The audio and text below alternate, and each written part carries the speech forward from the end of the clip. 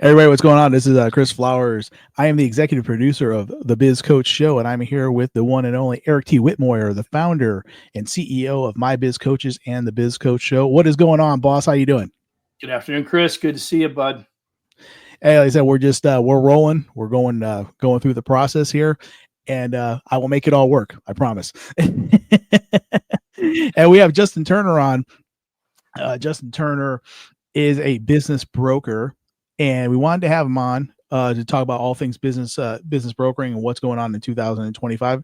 Justin, how you doing, sir? Good. How are you guys? We're doing fantastic, man. Like I said, we're just working through some things right here. So let me read you in if you don't mind. Give me a second here. It says Justin is a sales leader and entrepreneur for the last 20 years. He's had the opportunity to work with a wide range of industries, including banking, radio advertising, insurance, financial services, entertainment, and travel. The industry diversity has allowed him to meet a lot of wonderful business owners and marketers and develop a wide range of skills. As a licensed business broker here in Arizona, he helps business owners successfully exit their businesses quickly, efficiently, and for the most amount of money possible. He also knows what it's like to walk a day in the shoes of a business owner. For several years, he's run his own insurance firm, the Turner Insurance LLC, as a captive agent for State Farm. He currently runs a mobile tuning business focused on Toyota SUV and truck platforms. He also understands the challenges and the frustrations and joys that come from running your own business.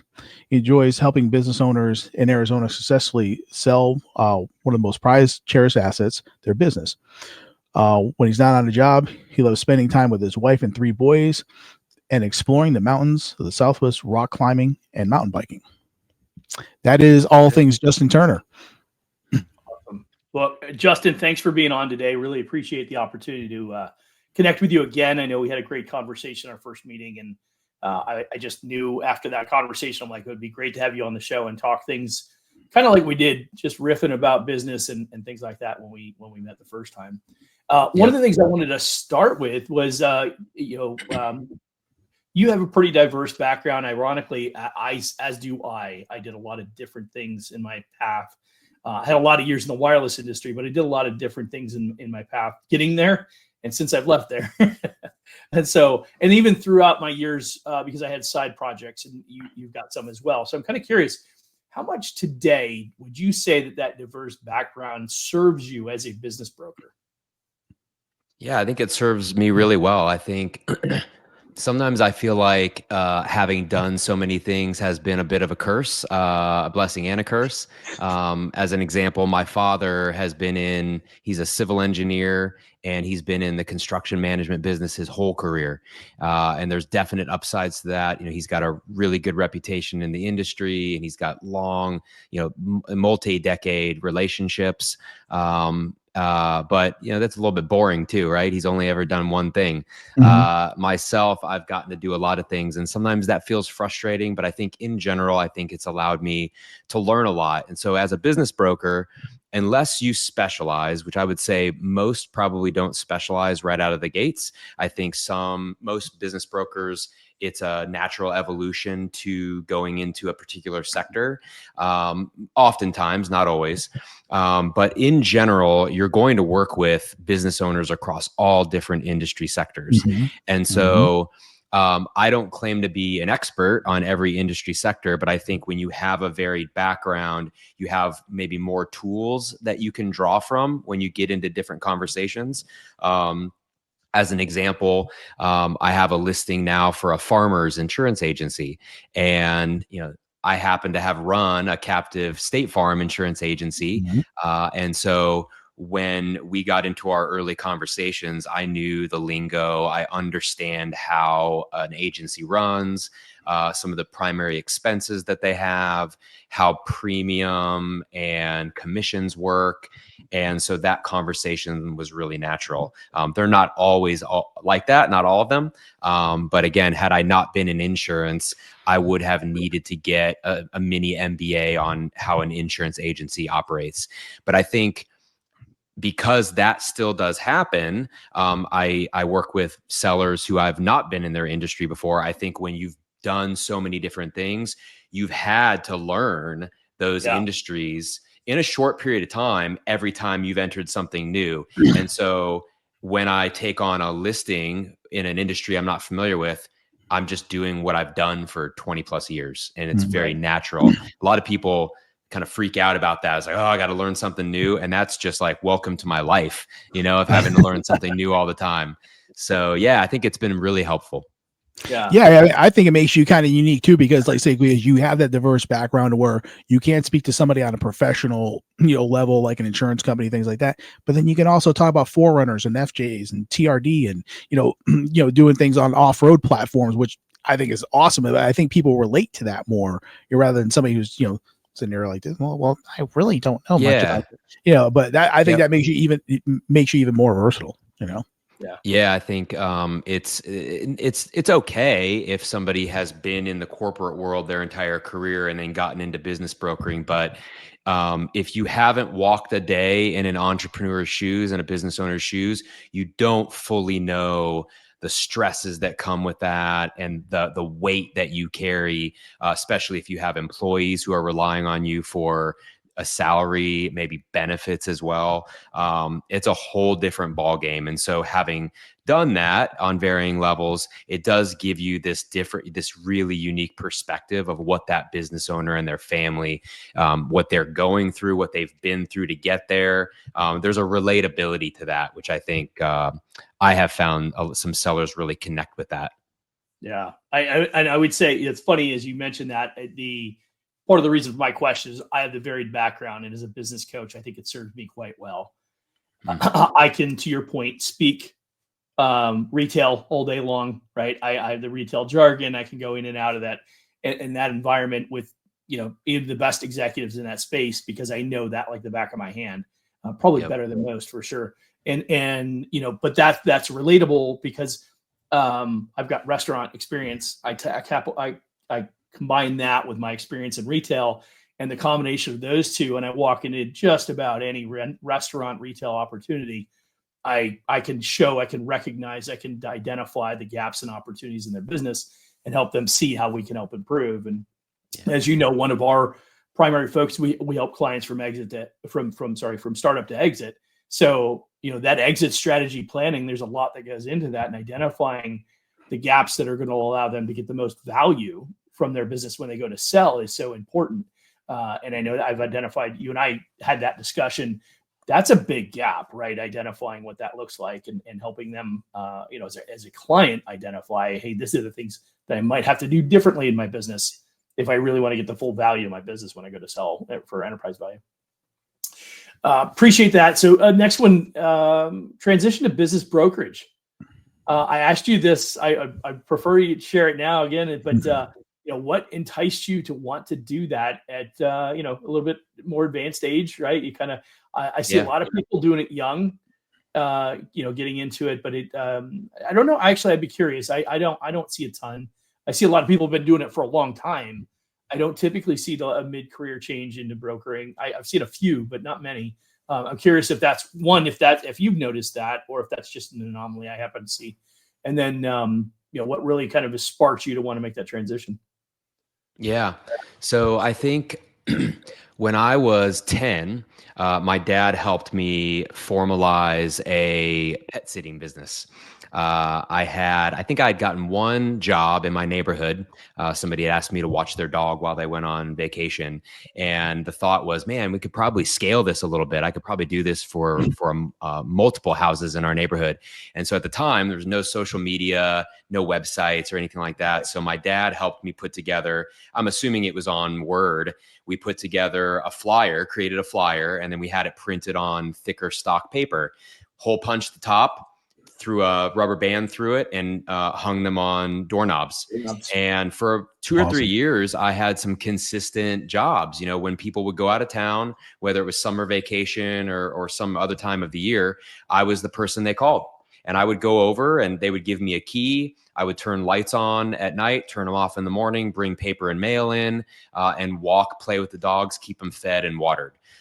It was easy, but for me, at the end of 5 days, getting to hang out with animals, which I didn't have my own growing up, and to get $50 to $100, it was great. I don't know what the hourly ended up coming out to, but it was still more than anybody my age, I think, was making. And I think that was my first taste of it. And I think I probably forgot about it through my teens. I had a few jobs early on as a 16, 17, 18-year-old leading into graduating ASU. My first job out of ASU was in broadcast radio sales. So working for Cool FM here in town, which is, I think, big 94.5 now. And I would say once I transitioned into the working world post college, I think I was looking for that entrepreneurship opportunity again. And that came when I opened my State Farm agency. And that I did that for a couple of years. Opened it August 2009, which was, if you remember what was going on in 2009, the housing market had just crashed. Times were definitely difficult. It wasn't, if you could look back, it wasn't the ideal time to start a business. I'm not sure there Especially ever is, but yeah, that was a really tough time. And so after that, got back into working for companies again. And I think from that moment till the time I opened my business broker business, I think I was looking for an opportunity to get back to working for myself again. I have this a bit almost militaristic personality in that, like, I can follow really good leadership and really good process. If you're a good leader and you have a clear vision for what you want to do, I can fall in line and follow and respect that person. But a lot of times in the companies I've worked for, leadership's so-so, they don't really know what they're doing. And I've just found with my personality, it's difficult for me to follow people who don't have a clear direction. And so again, like, all of that is just deep inside me. It was like, man, I got to get back to doing my own thing. And so I left a technology company about a year ago, February of 2024. And I said, now is as good a time as any. Let's get this done. And so, in 17 or 18 states in the US, you have to have a real estate salesperson's license to practice business brokering. So I got that done.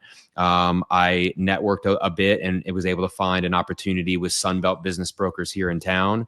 They're my managing broker. And I found a really good trainer out of Vegas, a guy who had run a Sunbelt business brokerage for about 20 years in Vegas and was very successful with it. And now, as a kind of mid 70-year-old, he just trains and coaches full time. And so I was able to get several months of really good training before I kind of started doing things. But yeah, I think so. To get back to the original question of, like, why did I get into it? It was wanting to work for myself again. There's a lot of frustrations that come with it. With that, it's super hard. It's the hardest thing you'll ever do, but there's so much reward in it. At the end of the day, I am accountable to myself. If the day was poor, if my performance for the week, the month was poor, I only have myself to blame. I don't have a leader that I can complain about and say, well, they didn't have the vision. I don't have a manager who I can blame and say, well, they didn't stay on top of me. They didn't remind me to do that. The blame lies with me, positive and negative. And I do really well with that. So, and then business brokering, what I love about that industry is, again, it allows me to get focused on deals, and I get to work deals in all sorts of industry sectors. So it's not boring at all, because I do tend to get bored with things over time, and I like variety, and this certainly has it. So yeah, excellent. Absolutely. I have a quick question for you, because I've looked at that space before, more so, particularly as I moved into the business coaching space, even before though. But from the perspective of, it's putting me in front of more business owners that may or may not have an interest or a need, right, to get some of the guidance. But what's interesting, most of the business brokers that I'm familiar with, the deals are fairly few and far between as far as how often they sell the deals, right? Now it's a bigger split. And now I realize that's not all brokers either. It's kind of like the real estate space. It's like, if normally in the sales industry, it's like 80-20, like 80% get the lion's share of the business, by 20, I'm sorry, 80% of the business is done by 20% of the agents. It seems to me in the business broker space, it's more like 90-10. But many of the people I find, they'll do a deal every few months. Is that relatively accurate? Yeah, I think, and this actually goes back to something you kind of asked as part of the last question, when do people get into business brokering, ages and whatnot? What I have seen, it tends to be brokers tend to be older. I think from what I've read, the average age is 55 years old. So I actually think, and I didn't try when I was in my 20s, I actually think you'd be hard pressed to find anybody getting into it that young. And I think there's a part of me that says, well, why is that? A 28-year-old could be a successful business broker. And I don't think that's wrong. But I think, number one, it's a hard thing to get into because you have to have cash flow. It's a 2-3 year ramp. And if you don't have money to pay the bills, and most 20 somethings don't, because unless they've got inheritance or parents are footing the bill, you don't have any cash saved up yet. So you don't have reserves to sit on while you ramp the business. So I think that's a huge obstacle. I think also, most business owners, especially the ones that I'm dealing with, are 55 plus. So, I would argue most, a 65-year-old business owner probably isn't going to take a 25-year-old as seriously as somebody older. Now, that's not always fair. Sure. There are plenty of 20-somethings who are, smarter than all of us combined, but you just can't buy experience. That takes time. And so I think the combination, is what keeps people out of it early on. So I quite frankly, I think people are probably better off to spend their 30s at least their 25 to 35, building a resume, building experience, get some deals done, learn some industries, mature, get some cash in the bank. And then I would say, in my opinion, it'd probably be pretty tough to be getting in prior to 30. I actually think 40 is probably a ripe time to be getting in. Late 30s, early 40s. I think, you're far more mature than you were in your late 20s. You've got some stuff probably really driving your desire to be successful. Maybe you've got a kid or two. Maybe you're married. You've got a mortgage. You've got some serious things that are driving you to want to be successful. Whereas in your 20s, you're just kind of like, whatever, you don't have a lot of responsibility yet. So I think early 40s is really ripe, and you figure at that point you've got at least 20 years runway to really get good at it. So I think that, it tends to be older. I think you get a lot of people doing it part-time. I think if you were to peel back the onion and talk to 100 brokers, I guarantee you 100 out of the 100 aren't doing it full-time. They might be, a restaurant entrepreneur, and at one point they wanted to sell one of their restaurants. They dealt with a broker and were like, dude, that broker was like mediocre. I could do it better than him. So you go, because you're super, motivated and driven, you go get your real estate license and you start brokering deals, or maybe you only sell your own restaurants. I don't know. But I think that some people are doing it part-time. And I would say, at the end of the day, it takes 9 to 12 months to sell a business, and that's for a business you have listed. That's not counting all the work that goes into finding good quality listings that you can price correctly. You have to kiss a lot of frogs before you find a princess, And so I think it just depends on the hustle, quite frankly. There's a broker out of Vegas who I've seen. I follow him on social media, and he's doing over 100 deals a year. I mean, it's absurd. And he would be the 1%. And he's probably selling, I think if you were to look at total volume of deals, and in, the transaction number, it probably averages out to sub $250,000 businesses, but the guy's a machine. But he's got the processes in place. He's got systems. He's got technology. He's not cold calling. He's got a company doing that. He's got automation for sending out NDAs. But he's hustling, and I would say that's not normal. I would say most are maybe doing like maybe a handful of deals a year. I'd say if you're doing 10 deals a year, you had a superb year. I would say most it's under 5.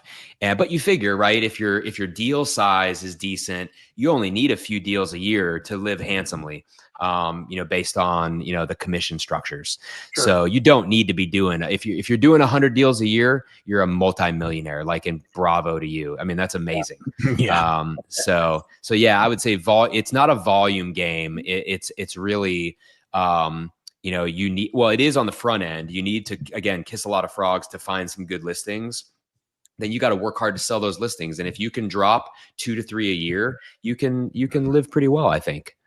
But I think it just depends on the hustle, Yeah. Well, the follow-up question to that is in the time between all those deals, I guess my question to you would be, how do you manage the patience?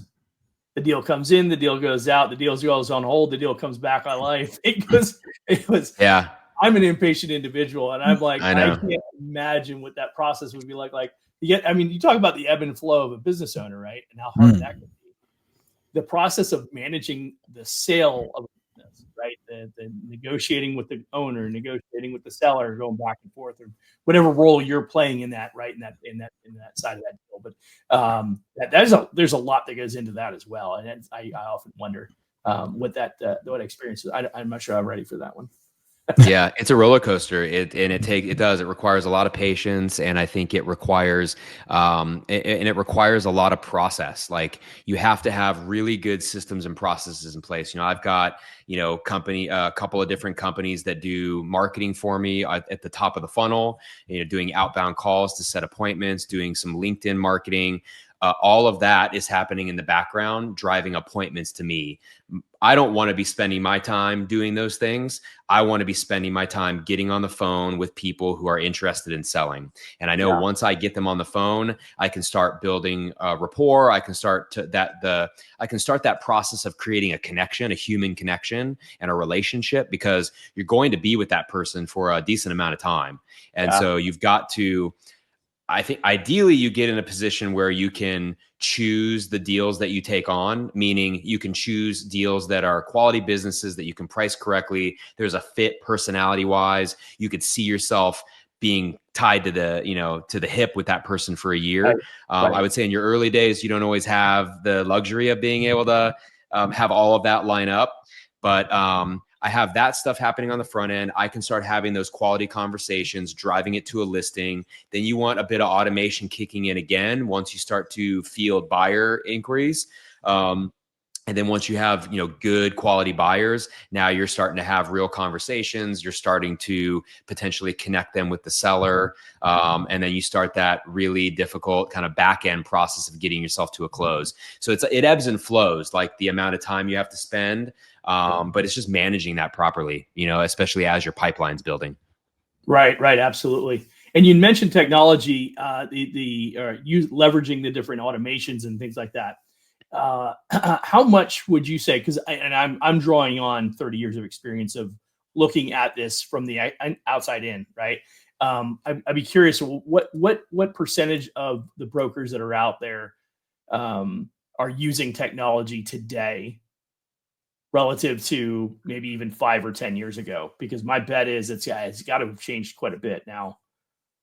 Yeah, I would say it probably depends on the age of the broker and how flexible they are to technological change. And I'll use an example. The guy who trained me, super smart guy. He's been super successful since his 30s. He was a successful entrepreneur. He got into business brokering in his 40s just because I'm not even sure he needed the money. He was just one of those guys who loved getting deals closed, just loved the chase, just like adrenaline junkie. Yep. And got into business brokering, was successful for 20 years. And actually, the reason he got into training, what he told me is he had a mentor, a really good friend mentor, who I think had gotten cancer, was in the hospital, didn't have too much longer to live. They were together, a hospital visit. And he basically said to the guy who trained me, you need to, you've been successful in this business. You've got a lot of really good knowledge up there. You need to get that out, like, before something happens. Because I don't think this guy planned on, I think it was very unplanned, the cancer and all that. So I think he ended up, passing earlier than he thought. and probably had some of those regrets. So he's telling this guy, like, you got to get that stuff out. So he spent several years just kind of letting all of that information out and putting it into a training program, which is what I went through. And it was great. It gave me a really good foundation, but what I kind of chuckled throughout the training because some of the things he was doing were very like late 90s, early 2000s, and a lot has changed in that time. And it was what I'll call manual automation. So like, as an example, when somebody would inquire about a business, a buyer prospect, he wasn't manually typing emails to everybody, but he had templates like in Outlook, and like, so he was still having to do it, but it was like a lot of the work was done, but he still had to, press the buttons, get it in and send it off. There are things that will do that nowadays, and he was still doing it that way, I think, by the time he retired, and he was training it that way too, because that's what he knew. And the list goes on. So I think it depends on the age, how adapt you are to technological change, because I'm not here to say that if you're 50, 55 plus, you can't do those things. There are some older people who are very sophisticated because they've just stayed up with the times, and they know more than I do. And so I would say that depends on it. And I would say, but I would say at the end of the day, some of the big things that you could be doing technologically is, everybody should be working out of a CRM. If you don't have all your data going into one place that you can, track things and, build yourself different pipelines to see, where things are at. If you're not doing that, that's like 101, kind of baseline level. Automation when buyer prospect inquiries start to come in. So being able to automate sending out an NDA, receiving that NDA, potentially sending a buyer profile out, getting that buyer profile back. All of those things should be automated. A lot of your advertising, if you're doing LinkedIn, you can automate those things on the front end. And then again, when somebody responds, that's where the human touch comes in. Now you engage, but it's like, what can I do on the front end to automate things till I'm ready to engage? There's never going to be a situation where, AI is doing 100% of it. But there is a way to leverage technology to do a lot of the busy work. And then there's a guy I follow on LinkedIn named John Barrows. He's a sales trainer. And I heard him say, and I think he got this from somebody, something to the effect of, let AI kind of do the heavy lifting from the front end. And then as a salesperson, you be the last mile. So let it get you a majority of the way, then take the baton and take it home. But there's a lot of people trying to let AI take it from start to finish. And you can tell when somebody's doing that. You can tell the AI generated LinkedIn responses. Like, there's something about human connection that you just can't. It's getting pretty good, but you can't fully replicate it. I think you still need to be involved and know when to be involved. There's also, I think one of the biggest things that technology can play a role in is in SIM creation. So confidential information memorandum, confidential business review, basically the business package that you as the broker will create for your seller. It'll eventually go out to qualified buyers as basically a prospectus, right? Like, what is this business all about? That's what they're going to look at. Depending on the complexity of the business, that might take a couple weeks, a month to create one of those things. There's a company started by a younger guy named Morgan out of Western Canada called Deal Builder. I think they've rolled up with another company in the last couple of months, but they have a system that it incorporates AI in the building and creation of that SIM. So again, you're feeding it a bunch of information you've gotten from your seller. If we can get automation to do a lot of the heavy lifting for these SIMs in the early stages, I mean, we can get clients, up and out to market quicker. And honestly, we might be able to get better quality information to the buyer prospects. If we can leverage this technology appropriately. So I think it's ripe for it. I can't sit here and say that X percentage of the current industry is leveraging this stuff. I would imagine a lot are probably not, just because they got into business brokering 20, 30 years ago. And again, unless you've kept up with times, you're probably doing things the way you used to. And I know there's a lot of people who get stuck in that trap of, well, I've always done it this way, right? Unless it burns you at some point, if it always just kind of worked, what's the incentive to stop doing it? Right. So. Yeah, it's interesting you mentioned that, because that's one of my rubs. I'm working with two Oh yeah.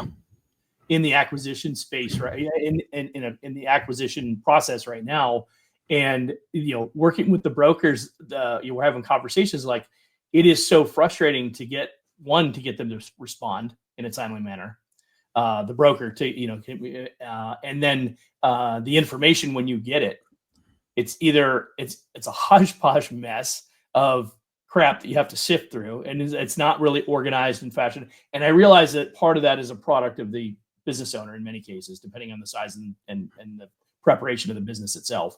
But the big factor, right? I mean, if it were me and I'm looking to spend $1 million, $2 million, maybe even $500,000 on a business, I'm seriously considering who I'm partnering with, because I want somebody who can get me timely information, is going to pick up the phone when I call. This is even for the acquirer, and I mean, unless you're in an acquisition mode, right? That's your deal.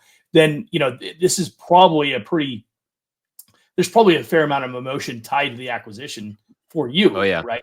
As much as the emotion for the seller. So with that said, on the seller side of it, let's talk a little bit about the seller experience and how you manage through that. So for instance, what are some of the common challenges you have with sellers? Yeah, I would say the first big one when you start engaging with a seller is unrealistic expectations of the value. It's kind of an obvious one. Like it's like everybody starts to chuckle. It's like, of course. I laugh because I was in commercial lending for 30 years. So yeah, I know exactly. Like, yeah, totally. Is that like, oh yeah, absolutely. Sorry. And I think there's a couple things that drive that. I think number one, it's probably if you think about some of the largest investments of your life, it's like buying a home. For some people, it's buying a car. But if you're going to invest in a business, not all businesses require a lot of startup capital, but a lot of times the amount of money and emotion that went into starting and running that business is very high. And so, it's your belief that thing is worth a lot of money. And Right. typically a lot of money is far exceeds what the actual value is, just because there's emotion tied to it. And they know like all the sweat equity that went in. They know all the loans that they potentially have or the loans they had.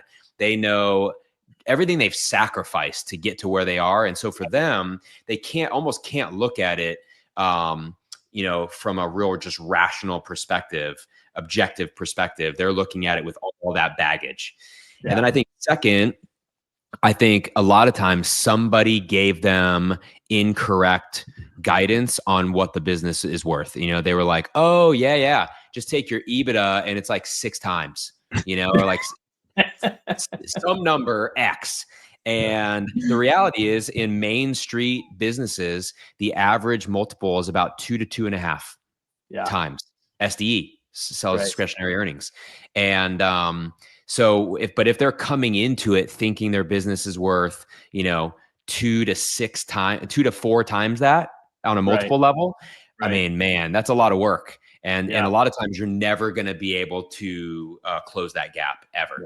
And that's really a losing game for a broker, quite frankly. And that's why, a good broker will walk from deals when they can't get it priced correctly. Right? Yeah. And it's hard to. There are a lot of brokers who their goal on the front end is just to get the seller to sign a listing agreement. It's all about convincing them to work with you, and you'll figure out the valuation later. Whether that happens after or before the listing agreement is signed, a lot of times the strategy for a broker is, well, I'm just going to appease the seller. Like if they think it's worth 6X, cool, we'll list it at that. I know the market's not going to accept that. So we'll just start chopping it down. And I mean, in my opinion, that's a really stupid strategy. Yeah, it's not good for your client. It's a waste of your own time. It should be priced correctly from the get-go, and you should be able to convince the seller of that rational number with data. And if you can come to an agreement, awesome, you're off to the races. You start having that conversation about a listing agreement and you move on from there. If you can't come to terms on that, it's probably one of two things needs to happen. A, this might not be a seller worth working with. Number two, potentially you need to leave them with some next steps. So maybe it's just not the right time now, but in 12 to 24 months, if they, sat down with Eric and had a conversation about how they can revamp their marketing strategy or hell, start one if they don't even have one. How can they get their books in order? Talking to somebody who has a financial accounting background, kind of get the books in order. There's probably a number of things they could do. And I think from my perspective, I'll help where I can, but I will be the first to admit I'm not an expert in every single area related to running a business. And so a lot of times that's why I network with people like you, Eric, is to have go-to people where I can say, you know what?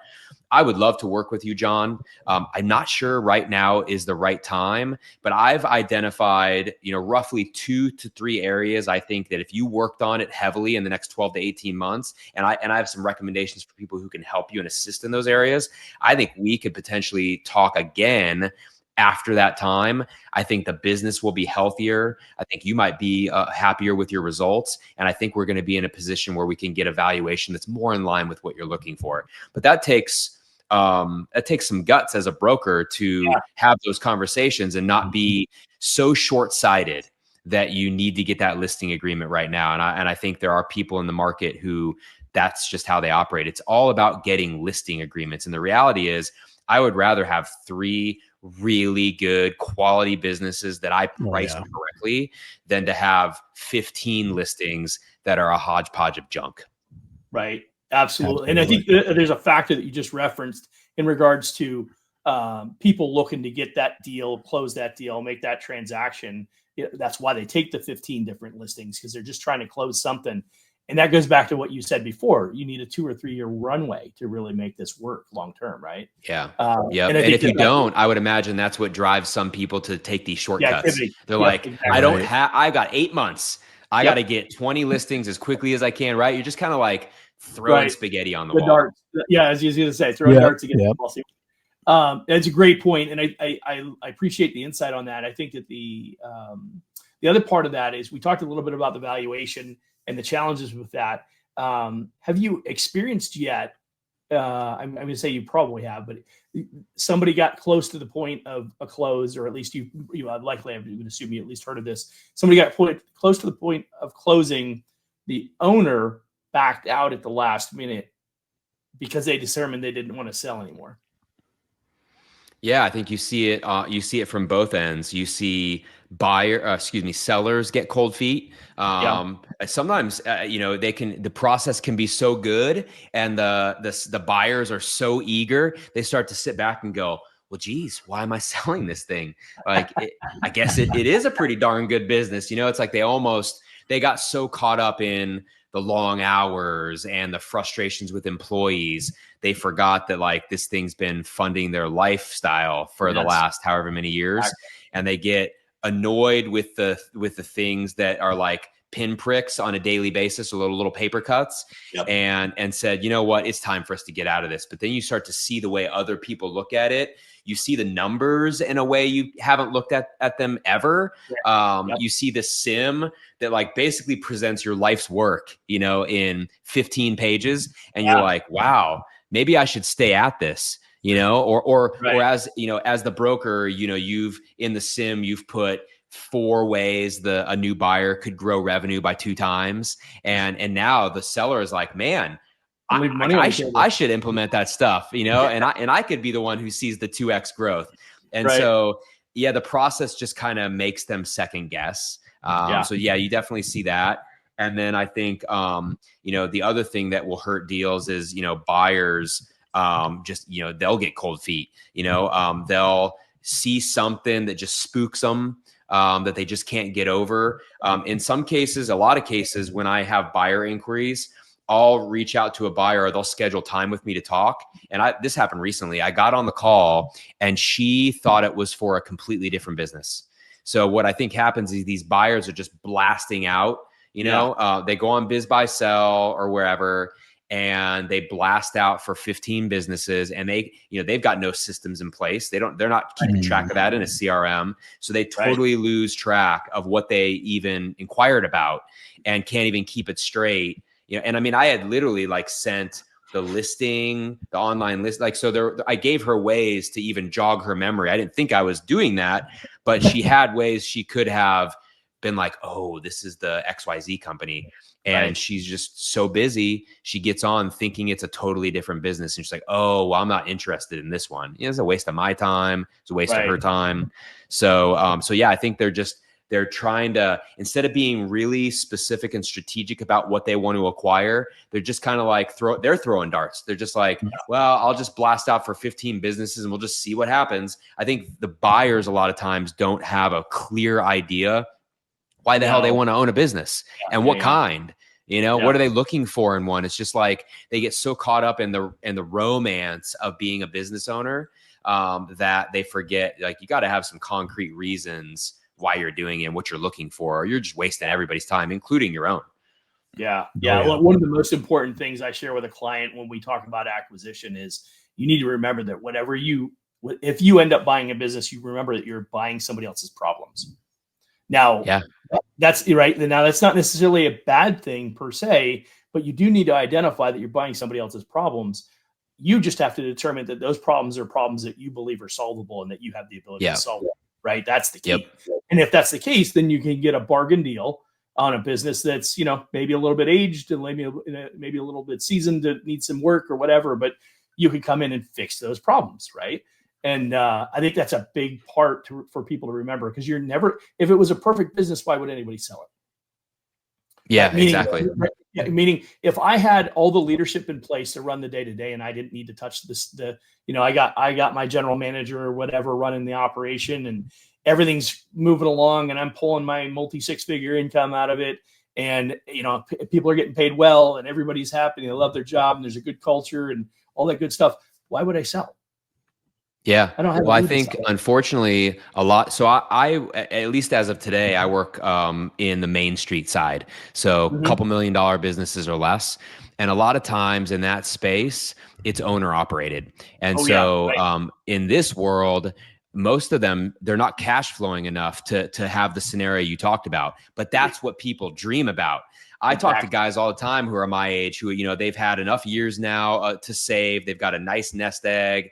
Depending on what they do, they've got some excess cash and they're looking, they're already, saving for retirement. They've got their index funds, whatever. They're looking for other places to stash cash. And, getting a business, seems really interesting.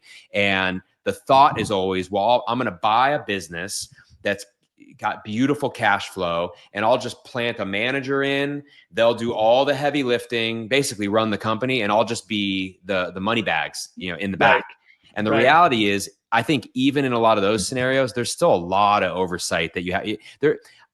You'd be hard pressed to find a situation where you could come in and just be the money, especially if you're an acquisition entrepreneur, which is, so if you think about the three, there's really like three types of buyers. You've got M&A or like private equity, and they have certain categories that they specialize in. They've got processes, they've got general managers and leaders who know those spaces really well, and they've pooled up on a handful of investors, and they've got cash, and they're looking for strategic acquisitions in specific spaces. They may be HVAC specialists, they may be fast food franchise specialists, name the industry, and they're looking to come in, basically take all the infrastructure they already have, plant it in, scale the business quickly, and then sell it for a profit.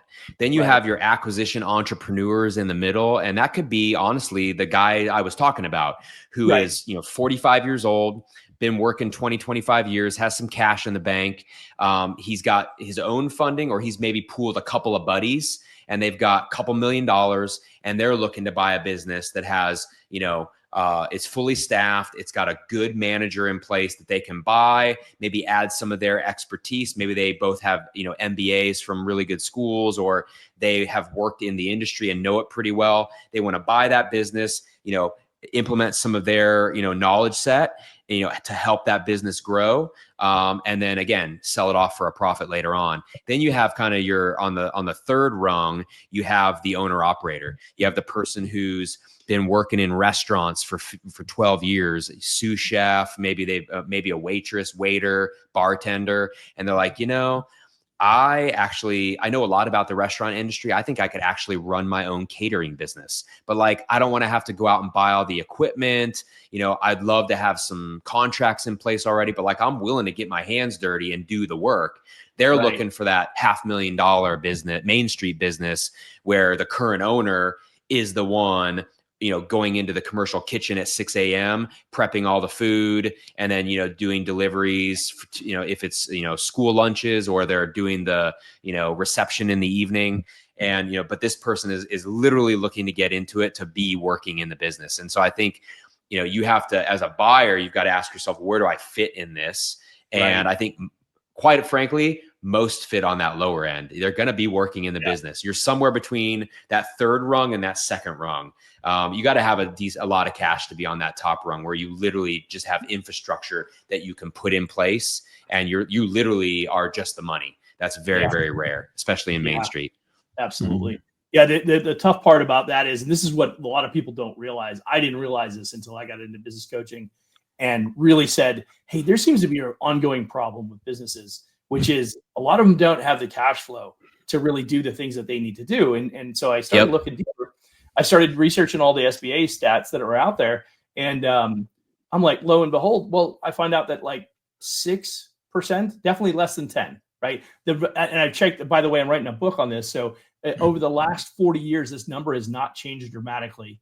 It has always been less than 10. And every year that has been reported in the last 40 plus years, it's always been less than 10, usually a little bit more than 5%.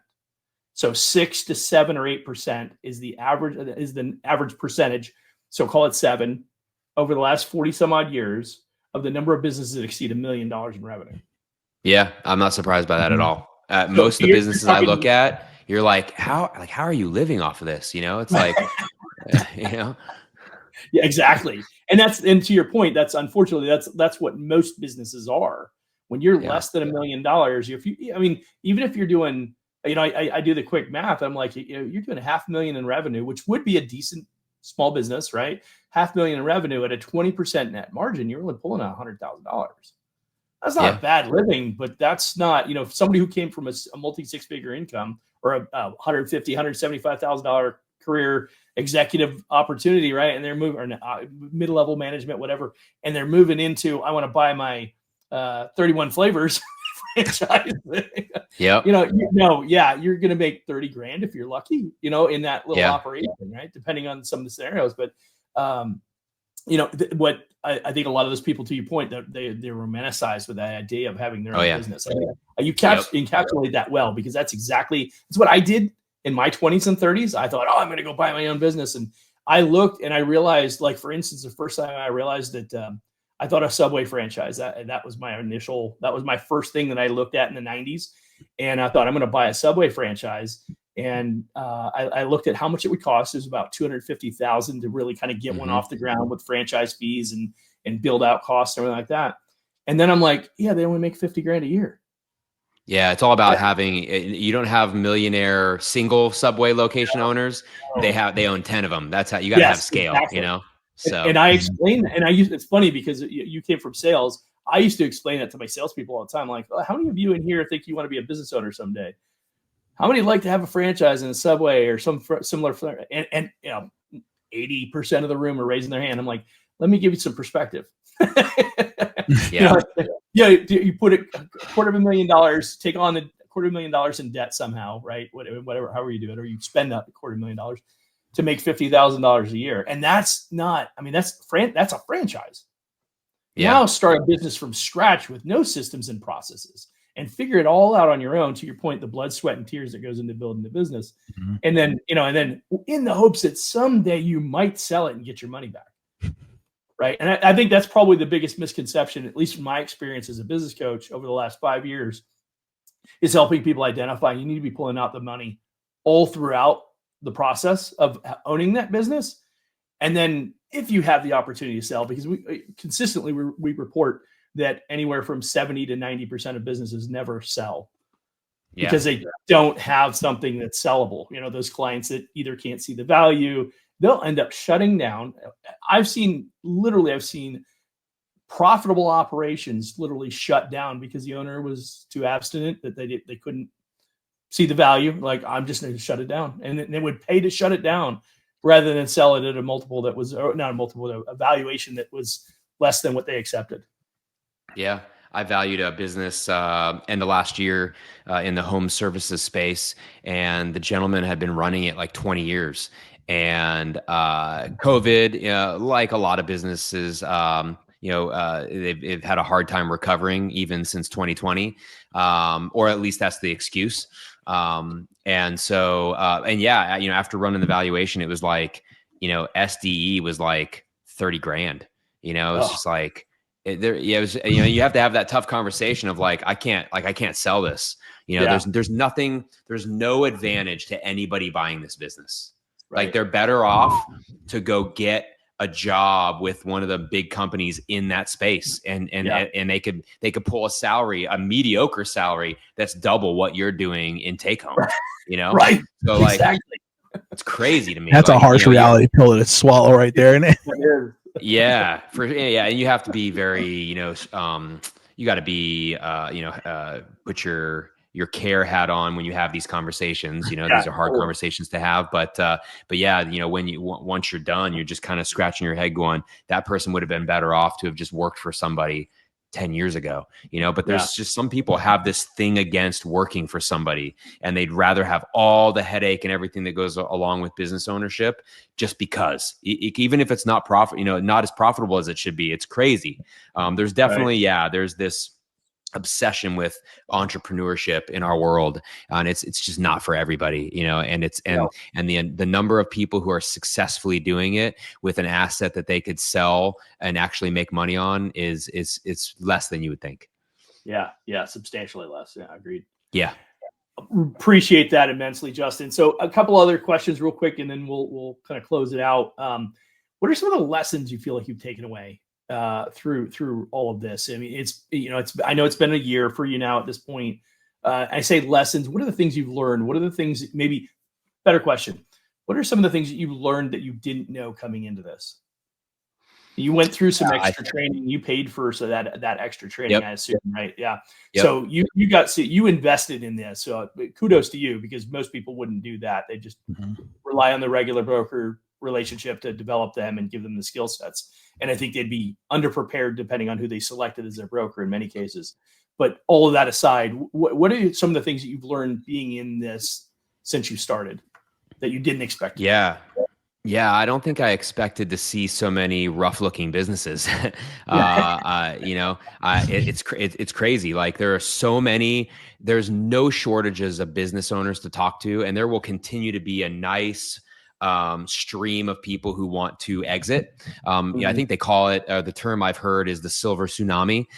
You've got this massive amount of baby boomers who have been, raising their families on these small businesses for decades, and what you're finding, it used to be, and I think you still see this with immigrant families, where the kids have been groomed to take over the business, like, since they were kids. They were like throwing the ball in the warehouse, and next thing you know, they've first generation graduating from college, and that business is all they've ever known. And it was expected, or was drilled into their head, that the expectation was that they were going to take over that business someday. So I think you still see that, but I think a lot of what you're seeing is, these kids are getting college degrees, or they're going some other route that has nothing to do with the family business. They never had any interest in what mom and dad did. They know of it. They maybe were around it, no interest in being in it. And so these baby boomers are sitting there going, well, we don't have anybody to gift it to, or we don't have a family member to buy it. Our kids don't want to take it over.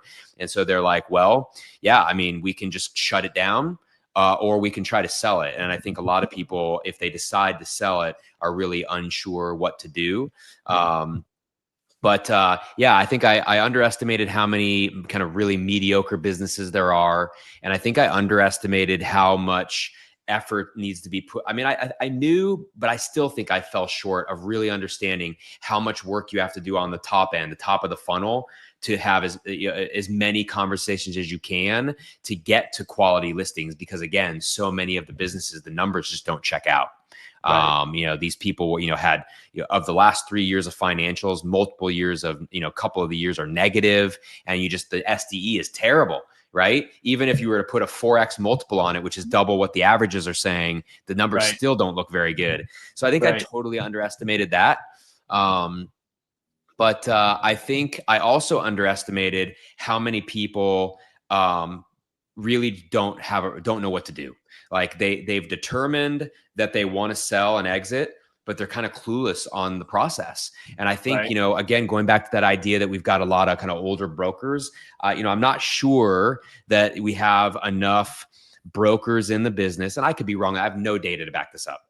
But my gut tells me we need a new generation of multi-decade brokers who are going to be like, take this business into the future. We've got a lot of brokers who are going to be wanting to retire in the next decade. We need more people who are 40, 45, who are in the thick of it with their family. They've got kids under 10 and they want to be really successful at this. And they want to be handling transactions for the next 20, 25 years. I think we need to be grooming, that kind of next generation. Because there's going to continue to be inventory that's going to hit, and those business owners need somebody who is hungry, wants to hustle and do the best job they can for them, and who has the technological presence to do the job as fast and efficiently as they can. And I don't know. I think if you looked at the entire industry, I don't know if we have that right now. So I would love to see that. But yeah, I think those are the two of the big ones that I underestimated. Yeah, good insights. Yeah, interesting. As I think back to our early on conversation and one of the comments that you made about the individual up in wherever it was, Vegas, the 100 deals, but you said they were all sub 250. I'm like, a lot of them are smaller. He's probably onto something.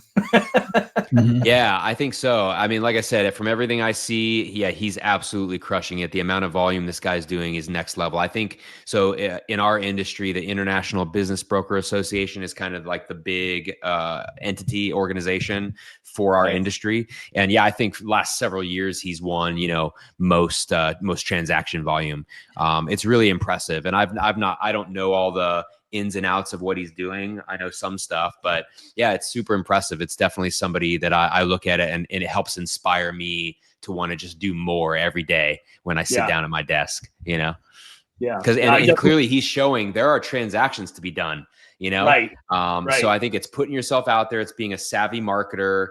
And at the end of the day, though, you can have the nicest marketing, you can have the best lead volume, but you've got to do right by these customers. You have to have honest conversations. You need to be truthful, and you need to give people the best advice you can. I mean, we are professionals. We are licensed, and we owe it to. We have an obligation to these business owners to help them at the highest level, and I take that very seriously, which is why I've educated myself the way I have, and I'm willing to walk from things that don't make sense. We don't need back alley brokers in this business, Agreed. Awesome. All right, Justin. Well, let's close it out here. What's one last thing you would leave everybody with? Is there, I think I would just leave it. Yeah. If whoever's listening to this, if you're a business owner, I would say congratulations for being a business owner. It's a lot of work. If you're looking to exit and you've had a successful number of years or decades operating that business, congratulations. Cause I'm sure it wasn't without a lot of headaches, late nights, stress, time away from your family, and congratulations on being at a point where you potentially can exit. I would say just leverage people, leverage experts to get this done. You don't have to do it yourself. Just like you would hire a trainer to help you figure out how to lose some weight or get stronger. Just like you would hire an accountant to take care of your taxes because you don't know all the tax law. The same thing applies to this. And a good broker can really take your hand and help walk you from start to finish. So I would say do your due diligence, whether that's me or somebody else.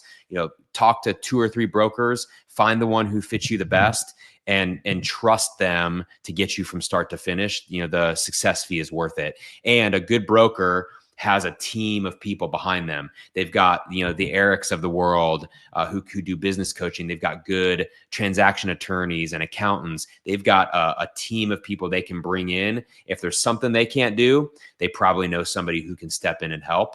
I would say, just hire experts, and this process can be quicker, easier, and a lot less painful. Yeah. Yeah. And you'll get a lot more out of the experience. Correct. Yeah. And hopefully at the end, you have a successful exit for an amount you can be proud of and feel really good about as you take, the next step in your life. Nobody wants to leave that feeling icky. Yeah. Yeah. Agreed. Awesome. Well, Justin, thanks again. I appreciate it. It's been awesome having you on. Excited to continue to hear more about your progress through this process. And I'm sure that we're going to be able to collaborate. Yeah, I'm sure we're going to be able to collaborate on some projects in the future. So yeah, for sure. Definitely. Awesome. Thanks again. I appreciate it. Do me a favor, hang on just for a second after the show here, and we'll make sure everything transitions. Cool.